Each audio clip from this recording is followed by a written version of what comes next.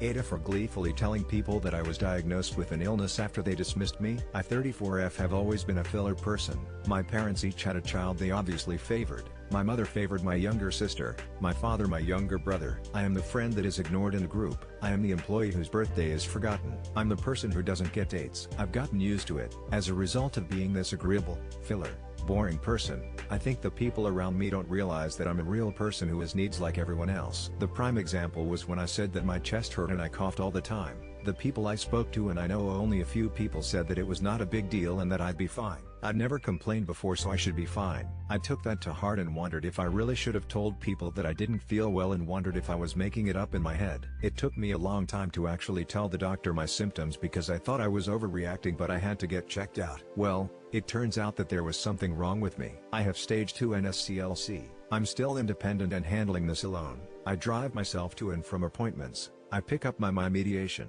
I reason with doctors and insurance. I haven't slacked in housework or at work. In fact, I've worked even harder. Today at work, I told my friend I couldn't help her move as a favor because I had a medical appointment that day. She pressed me for more details and I just said that I have treatment for NSCLC. I didn't want to give more information than that. My husband complained that I told her the information gleefully as if I'm happy about the news. I told him I'm happy to be diagnosed because it's proof for myself that I'm human with needs like everyone else. I wasn't crazy. He said I shouldn't act like this. My husband has been unstable and touchy about random things this year, so I don't know if he has a point. AITAH AITAH I'm in therapy. My therapist and I are working through things and she's been very helpful. I feel somewhere between a filler person and an automation. Filler people aren't real. They don't have complexities in life and they exist solely to make others shine.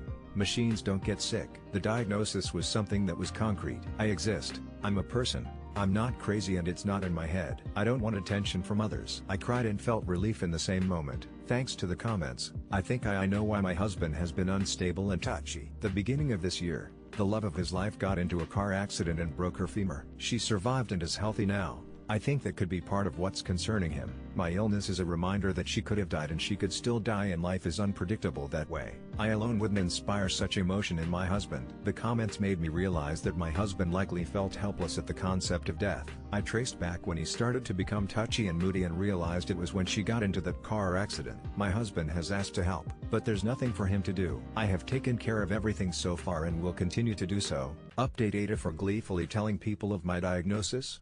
I've decided to let go of people who don't care about me. The past week has been a roller coaster of emotion for me. My therapist had suggested that I write my thoughts and emotions in a journal, but I always convinced myself there wasn't enough time in a day. Writing that post made me realize that I was dealing with a lot of emotions that I suppressed. I did resent the people in my life who just took and took without giving back. I had told nobody besides my therapist about how much I feel like a ghost of a person and how I pushed things down and never complained. So I spent hours writing down my thoughts in a diary. I realized that I needed to be more honest and stop tiptoeing around people to make them comfortable. I told my husband that I knew about his past with his ex-girlfriend. I knew that they had unresolved feelings and he needed closure about her and their relationship. He kept checking her social media throughout the years, but it intensified this year after she was in the car accident. He was shocked that I knew. I encouraged him to reach out and get that closure he wanted. We had a good conversation. He hugged me and reached out to her pretty much immediately. I think he was waiting for that push from someone. He was so happy after the conversations they had. He was glowing. She's apparently coming to our city in a month and they'll meet in person. He's been more affectionate and genuinely lighter, like there's a weight off his chest. I went through the motions of life. I started ignoring calls from my parents. I didn't want to help out anymore. I was too tired. My mom called and said I was being arrogant and moving away from family before asking me to help with something. I didn't reach out to my friends. I have only a few and we would text every day.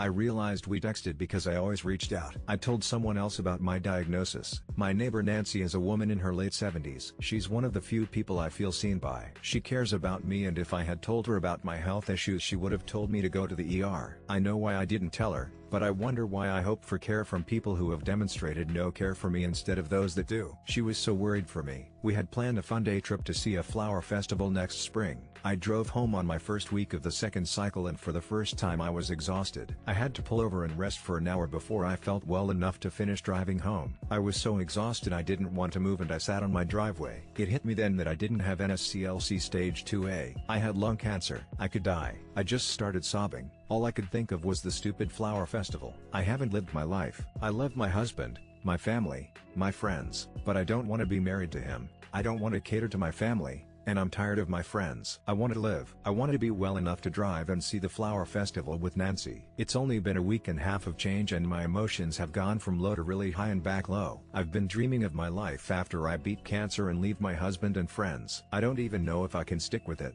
but I am determined to be strong. My therapist says change from within can start small or big. She's proud of me and thinks I can get through this.